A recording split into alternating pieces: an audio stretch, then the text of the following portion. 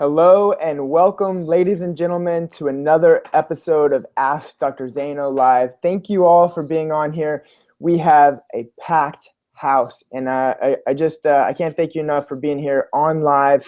I can see dozens and dozens of chiropractors flooding in to our live chat, and that's where you want to ask Dr. Zaino any question. Put it in the live chat below there. You can see we already have a good number of questions going. Thank you all for posting those there.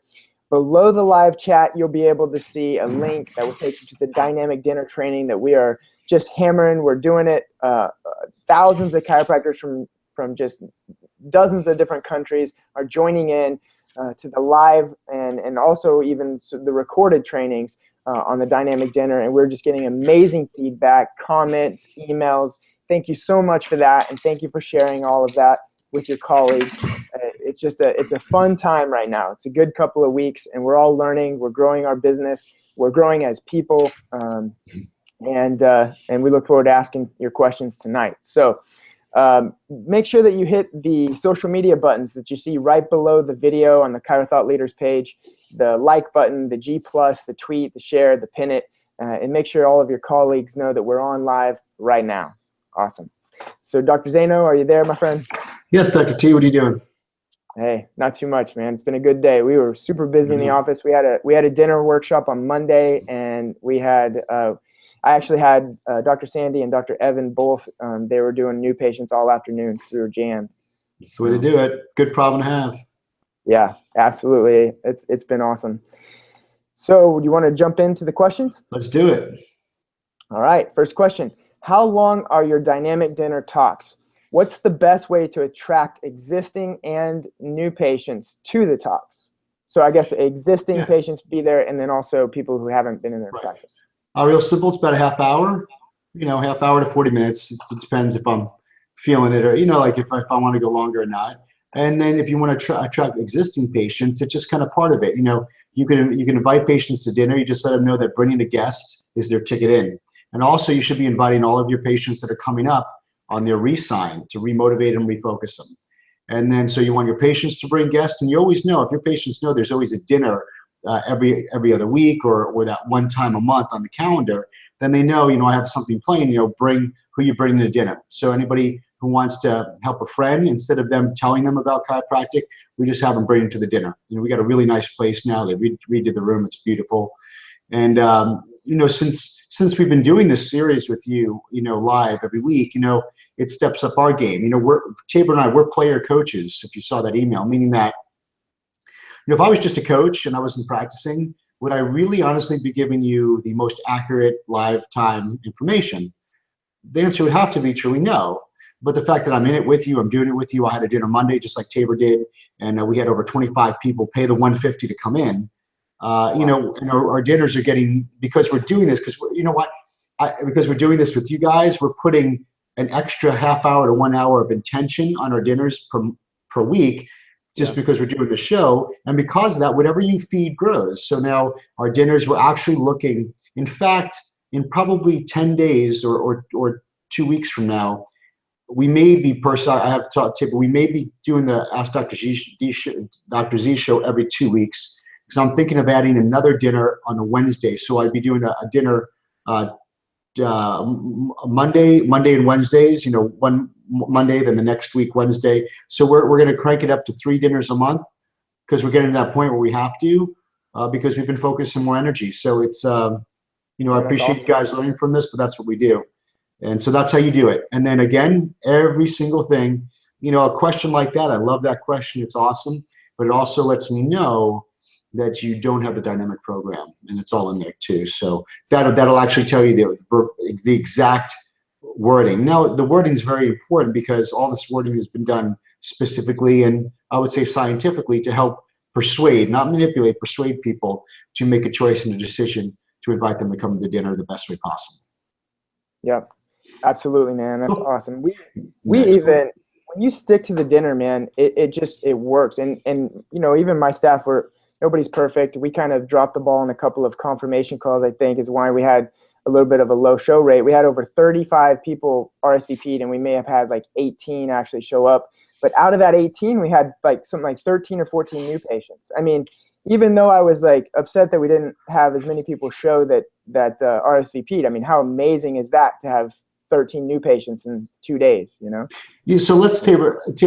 I think that's a good time to do this. I was talking to Tabor about this the other day.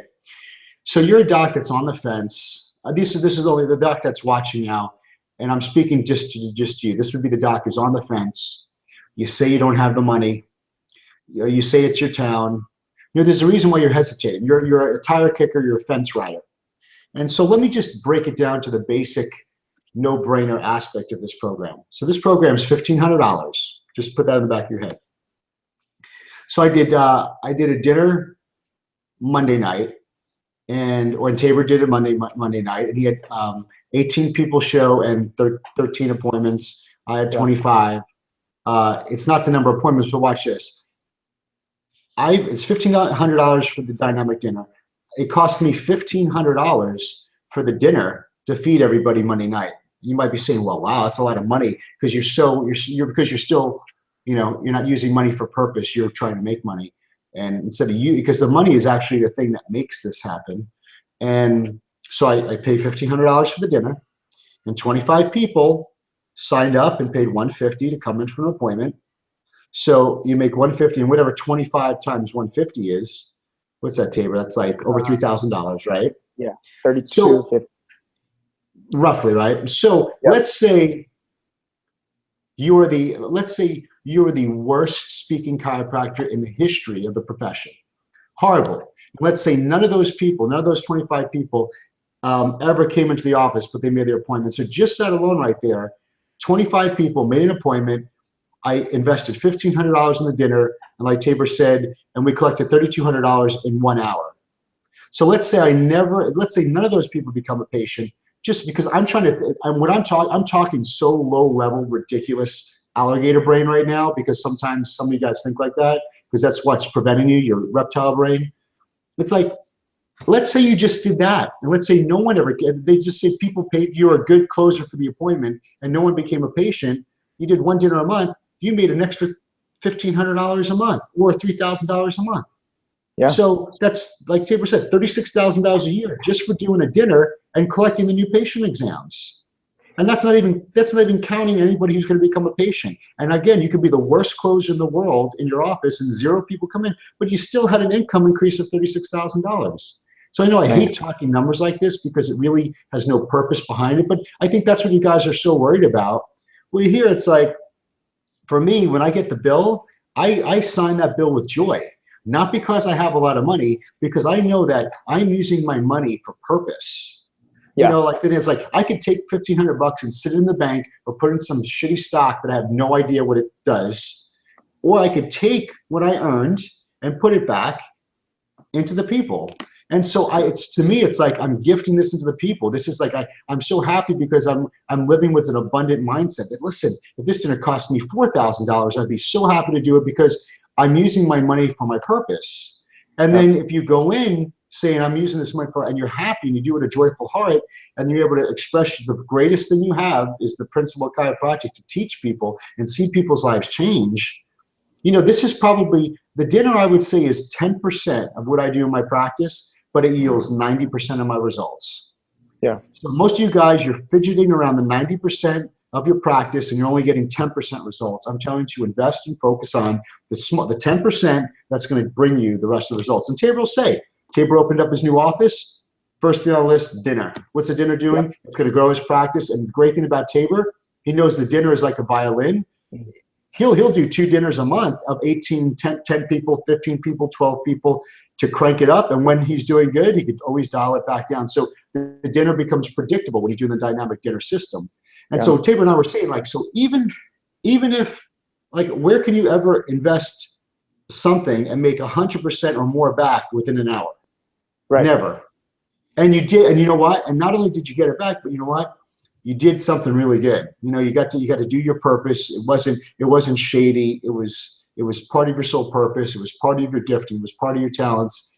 And so that's why it's really happy and joyous. So the fact that we could do a third dinner, and my third dinner doesn't mean I'm going to have 60 people at the third one. It might be 15, 20, 25, but just the fact that we could have a third dinner on a Yeah, that's maybe on a awesome. Wednesday night, I just think it's exciting to me because that's the 10% of what I do in my office that literally yields 90% of the results. Because when they come in from a dinner, everything else becomes informed. The day one is easy. So if you have associates and you're mad at your associates, it's not their fault. You do a dinner and people come in and they respect everybody. They respect your associates. So the guys that work for me, the docs in there, it makes their life easier because they already know, hey, listen, Dr. Z already talked to them. So they don't have to, they just do their thing and live their purpose. And then they get them to the doctor's report, which is, we're doing this thing again. We're going over the 4 questions again, and then we're showing their x-rays. And they get it. It's just part of the system and education learning process of cultivating them to a greatest patient. And I mean, really, since doing these Wednesday night things, we're really trucking. We're getting a lot of momentum. Tabor opened up another office and cranking it, doing dinners in both places. So, we're your player coaches. We're in it with you. And it is Yep. frustrating us to see that, if you need to get a loan or put it on a credit card, do it. Because Yep. I'm clear, I make my dinner. If I bought my dinner product every time I did a dinner, I would make it back and then some within 1 hour. So Yep. I see no excuses or lies, you know. So there's no excuse. If you want to succeed in practice, you got to do what you got to. You can't do the old stuff. You got to do something that is going to really build the practice that you want. That's my rant. Sorry about it. No, I'm not sorry Well, about it. dude, what I look at it is that it's a skill that thanks to you, Dr. Zaino, that I honed and developed. And I was just walking in the new practice. I was walking through the hall, and I remember thinking this. It was either today or yesterday, and I said, "Man, I'm so glad I have this skill to bring in new patients to grow this practice, because I don't know what I'd do if I was just sitting there and waiting for a new patient to come through the door." So it is Like definitely a skill. like we both did when you and I both opened up our practices. We Yeah. set a lot of hours so we would be open all the time. And you and I Yep. sat in the friggin' office and waiting Yep. for people to come in. And so, but now, isn't this cool, Tabor? Now go back to now. This is you now open up another office. So now walking in, knowing what you know now, like how big your confidence and your skills, you're like, this is no problem. Yeah. And so how about for Exactly. the person coming out of school right now watching this, or the person who's in school right now, or the person who's about to open up their practice? It's like, I wish I knew, hey, listen, I have the easy answer. I have the toughest, the biggest obstacle in opening up a practice is we got it down pat and 100% solution. Like that is the least of your worries, is the number one obstacle, which is getting new patients in an educated, informed way. So just to have that tool, like there's no stress on you. I mean, you got another office you got to run. You got a wife. You got 3 boys at home. I mean, you got a lot of double overhead, and you're cranking it because you have the confidence because it's no sweat to you. You know what you need to do. Yeah, it's fun. It's enjoyable. Oh yeah. Next question. All right. So, when practicing these talks while filming oneself, is the end result to be able to know the talk without much prompting, having notes or cue cards, etc.? I ask, as in your first video, you had a folder and would talk from a podium. I gather through the training you have had and practice that the main goal would be to speak freely from the heart, so perfecting one's knowledge first would be the main goal. Yeah. If you watch the video, how are my, and you could, whoever answered this, you could answer for yourself. How are my results reading from a book? And I think that'll answer your question. Yeah. You must own it. That is your thing. Yeah, there's no notes. There's no PowerPoint. You Right. got to own it. I mean, just think, if you need notes, you don't own it. So how can you, and if you don't own it, it comes across. People know that you're doing a keynote then Yeah. versus a transformational talk. Great Yeah. question. I know the feeling It because is a it's good like, question. right? I mean, because it's like, Yeah. you got to own it. Just think And about for it. That's me, all we do.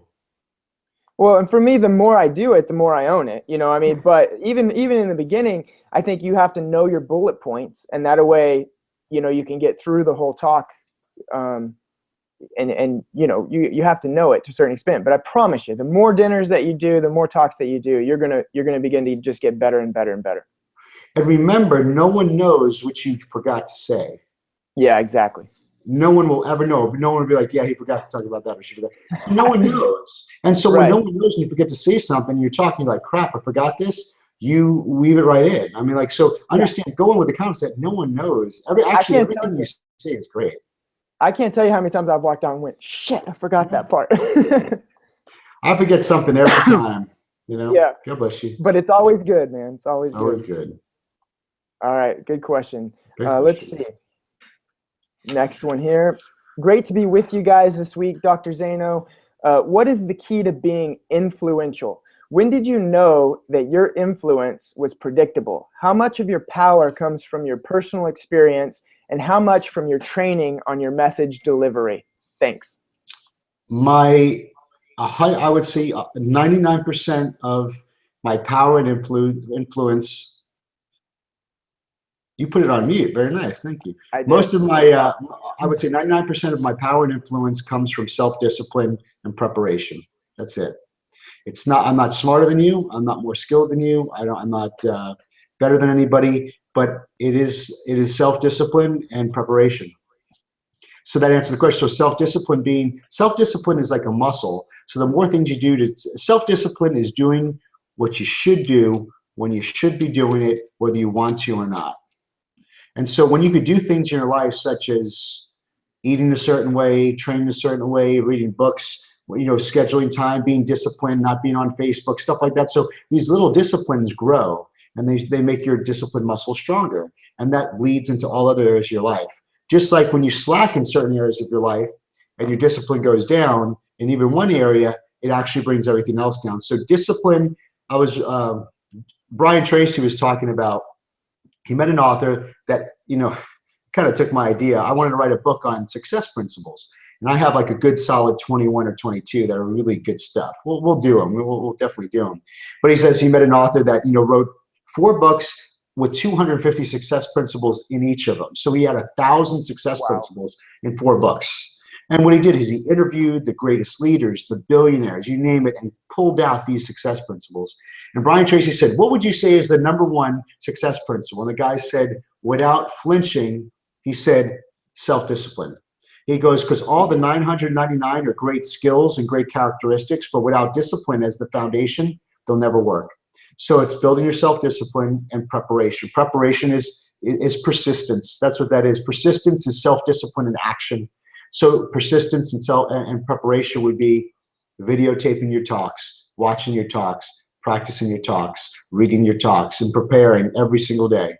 Every single day. And I knew this from school. When I would get ready for boards and everybody was cramming, I would start 16 weeks out.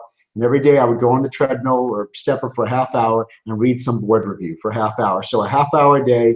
And then come board review the night before when I watched a movie and I was ready. I was prepared. So there's no luck. So when you say, so how do we make this predictable? How can I influence being predictable?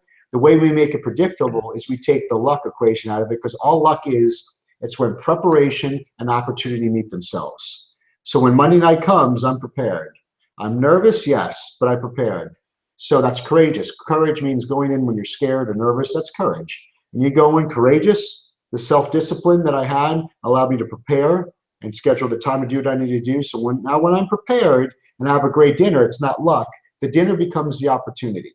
And because I have prepared between my performances, I'm ready to rock it. So that's what makes you influential. That, because right now I'm doing the 1% more than somebody else is maybe doing, and that really makes a difference. Everybody thinks it's like you got to do all. It's just, you know what? You take 5 extra minutes a day to think about your dinner or to think about your talk. Just 5 minutes. Look over the bullet points real quick, and you will be amazed on what you'll be able to accomplish over the next month. It'll be huge. As an example of that, on Monday, I knew I was going to have a pretty big dinner. And so instead of going to lunch, I stayed in the office and I did my dinner like I had an audience in front of me. I did it from start to finish. And, I felt like I nailed it that night. And it was because of me going through the entire dinner. I don't do the entire dinner every time before the dinner, but that day I wanted to be on, you know what I mean? And because of me putting in that preparation and that extra bit of work, I felt like I was going to do awesome that night, You know why? Because it raised your self-esteem. See, Yeah. self-discipline raised self-esteem. So because you took the time to work a little bit extra and you showed some preparation and discipline, that raises your self-esteem. So that night, your self-esteem was higher. You were confident because you did it. You cleaned off any cobwebs. And you went in on a much higher state and you're a bigger influencer. So you see, I talk about principles and no one wants to hear about going to work early, working when you're at work, and staying later. But it all comes down to it's the person who works efficiently, smarter, and it's consistency. So consistency doesn't mean hours a day. It means a little bit, guys. It's the tortoise. It's the tortoise Yep. in the race. Don't be the hare. Don't run at 100 miles an hour and just chill. You're in it for life. Let's just do a little 5 minutes, 5 minutes, 10 minutes, 10 minutes, like Tabor. And then one time maybe I'll do a little bit. We just Yep. had the Ironman races here in Houston. To get ready for the Ironman, they slowly build up to peak for the Ironman. So they take months and months of preparation to do it. And you know what? The guys who are really prepared, when they cross the finish line, hours later, because they swim and they got a freaking bike and they got to do a marathon after that. So the guys who used to cross the finish line, the guys who are prepared, the pros when they're done, it's like, hey, they're just. I Yeah. mean, you would think that they're dying and they got piss and crap all over them. No. Some people did who weren't prepared, but these guys were.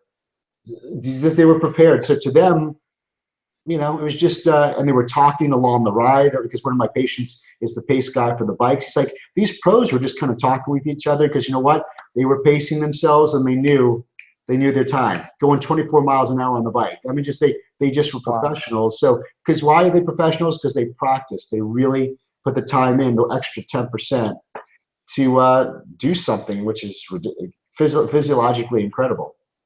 Yeah, it is, man. That's awesome. That's good stuff. They're all old guys. They were 40s, 50s. But yeah, dude, it's amazing the work that they put in. They work hard for that kind of thing, and that's awesome.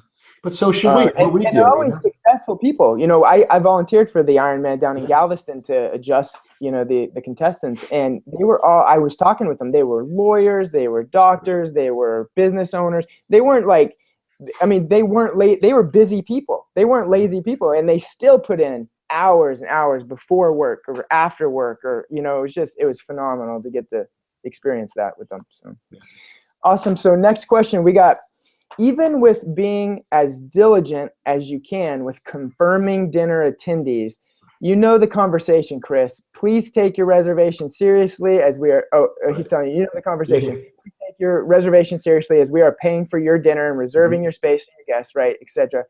Even confirming up to hours before the dinner. How do you handle the conversation when it's inevitable, when there's inevitable no-shows or on their next visit, besides being frustrated and rudeness, of course? What do you mean, so for the dinner? So we're talking about a patient who doesn't show? Yeah, I think we're talking about, let's see, confirming, how do you handle the conversation to the inevitable no-shows on their next visit, besides being okay, yeah. So, so on Genesis, we know when they no-show because it points up like that, and you just address it. Be like, hey, Tabor, what's going on? We need to see, you need to be here 3 times a week for you. See, a lot of times, remember, when you see a statement, just think when you see a statement, always picture the person looking at you saying, so what? So what? So if I said, Tabor, you need to be here 3 times a week. So what? Well, so we could correct your nervous system. So what? So your body could heal. So what? So you don't have to suffer and get off have those 10 symptoms and be on your 4 medications. Do you want to get well? Oh yeah. So the thing is, you got to take it to the point where people, they got to be benefit driven. So a lot of times we stop in the so what thing, like, hey, I'm Dr. Zaino. So what? One of the largest clinics in the country. So what? We have over 1,000 videos and testimonies. So what? And what that means to you is that we get results here that other areas that you have tried have failed, and we get results what you're finally looking for. Okay, now he's talking to me. So you gotta always think that. Test it by saying, if he has to get to the point and say, listen, you made a commitment here. Do you want to be like this anymore? No, I don't want to be like. So you told me what's going to happen if you don't correct this. Well, I'm going to be in pain. I'm going to get worse. Yeah. I go, so what's that look like? And they go down that road. Be like, listen, I can't help you if you're not here. So, I mean, can we be committed to it? Well, I'll try. Well, listen, trying's not good enough because, if you're going to try, you're never going to get the results you want. I mean, and then sometimes I'll be like, hey, I'll be here for you. But you know what? Your health, it's your body.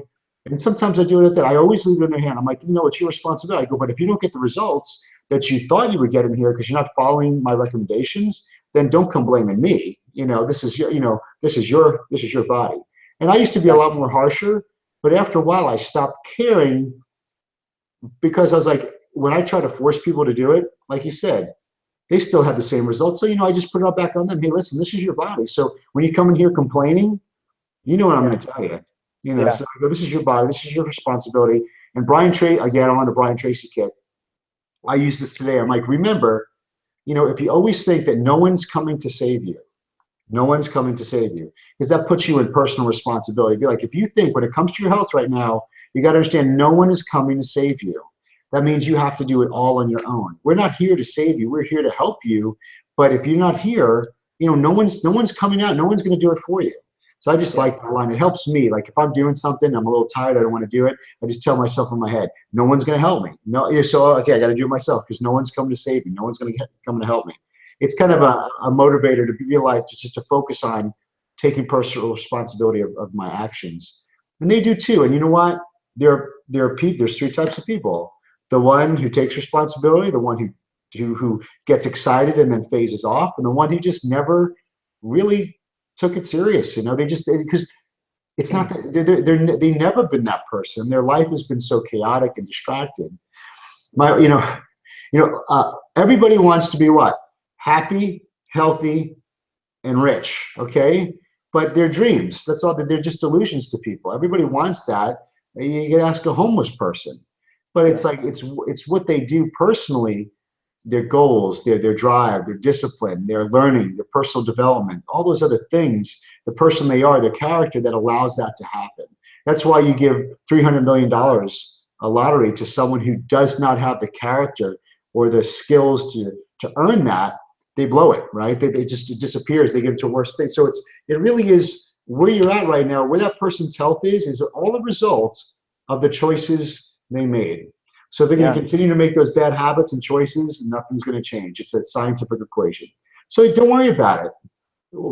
Next, get 10 more new patients and just love on the ones that, love on the person anyway. My 40th birthday in November is going to be with my patients. I'm not going to Italy. I'm not going to New York. All these things. I want to have it with my patients. We're going to have a big old shindig, a potluck.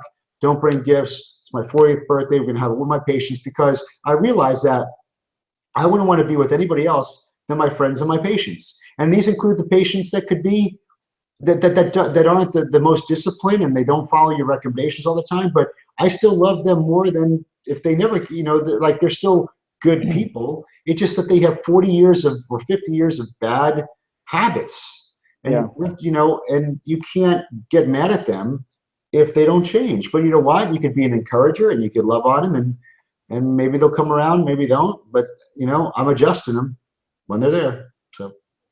Now, do you guys do anything special to patients who don't show up to the dinner? Like, say they were confirmed, they were going to be there, and then they don't show up. You do? We do a call. Why weren't you there? And we give them one more shot. Gotcha. Okay, I just want to know why. Because this person is still a hot lead. They said yes, so you remember. So it's still a good. Yeah. This is still a good chance we'll make it again. Awesome. All right. I love doing dinner talks. I love giving something to people while asking them to spend their time with me to listen to me. I've had a limited belief, though, about only being able to do them twice a year so they don't get old or too expensive. Even though I know that if only one person signs up for care, the dinner is more than paid for, I would love to hear your thoughts on this. Well, you're right. That's what you think, then you're right. So, hopefully it works out for you. Next question. Yeah, no, I definitely think that's a limited. I can't pour into bullshit. I don't enable bullshit. That's exactly what it was. Sorry. Right. Let's go, and here we go right here. Great job on the show thus far. Tons of awesome info, especially about the dinner talk. My question is more along the lines of what you guys charge for your care plans. Currently, I am still accepting insurance, but I'm moving towards cash. I typically do 6-month corrective care plans and then try to bump most patients to wellness care unless I need continued aggressive care. I implemented a monthly cash price a few months ago to make it basically a no-brainer for patients to choose the cash option, but I definitely feel the price is way too cheap. I think I did that subconsciously because I was afraid of an all-out switch to cash and having people not want to pay. Currently, I charge $200 a month for current corrective care, and then I charge $100 a month for wellness care, and then $50 for subsequent family members. My single adjustment fee is $50. I definitely feel like I'm giving away too much care. I'm trying to find that happy medium between charging enough so they value it, but not, but also make it more affordable. Okay, so real quick, so is it 200? Like, so if I'm in a, so for 6 months of corrective care, I'm paying $1,200, I think $200 a so. month, and then Yeah. after that, it's $100. I mean, you Yeah. know, charge whatever you want, but charge whatever you want, and really, the what you charge is dictated is really is really an indication of what you value your care to be. And I think my care is great. Not me, but I think what we do is great, and what people spend on other things. So I think I would slowly start raising the bar slowly for all your new patients coming in as you go to cash. And I know the fear of going cash, you feel like you're going to lose this money, but actually lowering your price doesn't really work out the way you think it is. Because see, when you lower your price, you don't realize you got to first figure out how much each adjustment costs overhead wise. Like when someone walks in the door, electricity, staff, rent, all that stuff, you can really figure out what each adjustment costs you. So a lot of times your adjustment might cost you $20 with all your overhead and staff, and I'm talking paying yourself as well. So you put all your overhead at the end of the month, and you can figure out what each adjustment is costing you. And so it might be $25, and here you're charging on a wellness, $20 an adjustment, and you don't realize that you're paying someone $5 to come and get adjusted. I mean, you have flow coming in, you have income coming in, but actually Best Buy did that once. They did a 50% off thing. They made, they collected a lot of money from the 50% off, but they reported like, a 12% decrease of earnings at the end of the year, because even though money came in, they were actually, they cut the prices so low, they actually were spending more, paying people to literally get their product. So there's a lot of work you got to do there. So I guarantee if you actually saw what it cost you, when someone gets adjusted, when you actually see what that cost you business-wise, then you'll be like, whoa. And then, so what am I, so you'll know the minimum you could charge that you're acceptable with, that you're happy with. Each year, raise it a couple percentage, but you can do what you're comfortable. I don't have any quarrels on any price you guys want to charge, as long as it's not free, But if you want to charge $40 for an exam, $150 for an exam, $19 for an adjustment, it doesn't matter. Like whatever you could rest the night well. But if you're having a money issue, in your mind that's holding you back, then that's only hurting you. And I really think you need to get into Garrick Gunderson's program and really start working on that stuff to just get you out of that. But I don't blame anybody for feeling scared or a little nervous. And so do what you got to do. But I would definitely, when you feel, hey, I got more value and I got more confidence and self-esteem in what I do, then you start raising the price. Some dentists, they charge 10 grand for veneers, it's 4,000 for a veneer. You can go to dentist, he charges $1,800 for a veneer. They're both porcelain veneers. What's the difference? There's that one dentist. He has a beautiful office. It's got marble floors. He's got a staff of 30 people. He's in all the magazines. So really, what's the difference? His persona, what he feels. So what you could walk in the office tomorrow and say, we're cash and the price is this, and that's what it is. You don't have to justify your fee. But I don't want you to feel uncomfortable, because then if it's at a point where you feel if you feel it's too expensive, then you're gonna get nervous, you're gonna get scared, and then it's not gonna be good. So just go to a point where you feel it's okay, and then make a goal for yourself that each year or every couple months you'll raise it 3%, 4%. So it's not a big jump, and then you'll kind of ease yourself into it. And then if you really have a personal transformation, meaning that you really get on purpose and you really value and you become aware of how special what you do is, then your value will go through the roof. And that's the day when you're like, what the heck? And then you'll really start charging what you value the care to be. So I think 200, I think that's great. How many people, how many hardships there's a lot of people that cannot afford the care in our office, and you would be a great office for that person. That person's like, I only got $80, $100 a month. You'd be a great office to send them to. But in my office, there's no way you're not gonna, like for me, I'm like, if you can't find $100 a month, I know, I see your nails are done. I see your iPhone, you got a Starbucks in your hand. You just don't, you're not committed enough to your health.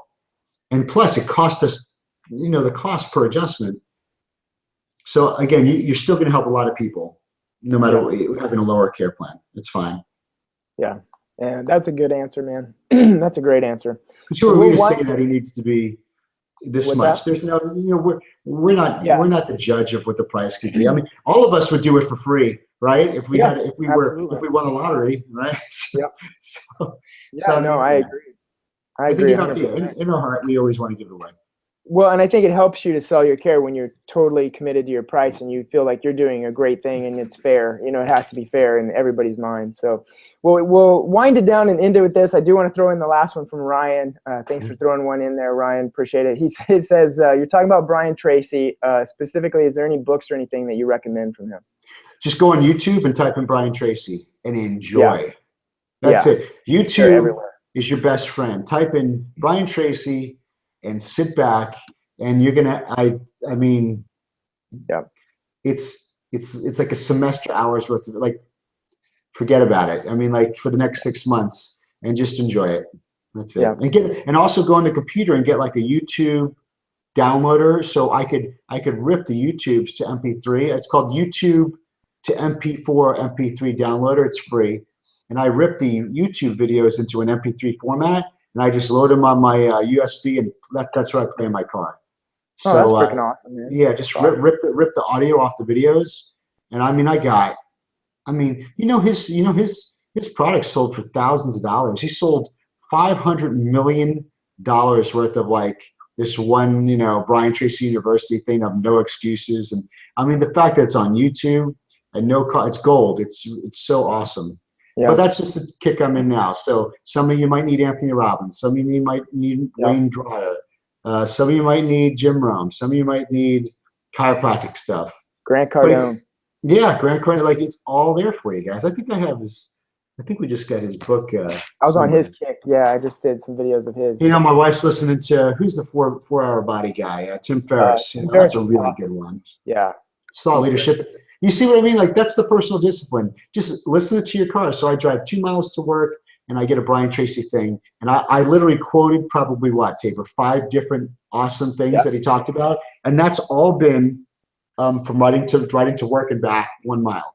And so you yep, see, like, just this is the golden nuggets that if you just put a system in your life and have little bits of persistence and self-discipline, a year from now, you'll be so far ahead of where you are now and the rest of the chiros in the profession. You'll be the 10% making 90% of the results and impact in the profession versus the 90% only making up 10% of the impact of chiropractic. amen. Awesome, man. Well, that's a great way to lead out. I just want to remind everyone, if you are already part of our list, you're going to be getting video 2 here coming very soon. We are in this together, this dynamic video training. If you're not part of the list, you need to make sure that you are. Scroll down to the very bottom of the page, click on that link, enter your name and email, and you'll be getting our training videos, and it's going to be awesome. All right. Let's ask them for a favor. So we've been doing these things for you guys every Wednesday night. So can we ask for one favor from you guys? Email that link to post it on Facebook, please, and email it to your email list so people could get some really good, awesome video training and get involved. We don't ask for that's the first favor we ask for. So we're just asking that you do that. You'll really help us out. We'll greatly appreciate it. And it really, really helped a lot of people. So, if you could just please do that for us, we'd greatly appreciate it. Awesome. Thanks, guys, and we will see you next week, and we'll talk to you soon. You got it. Later.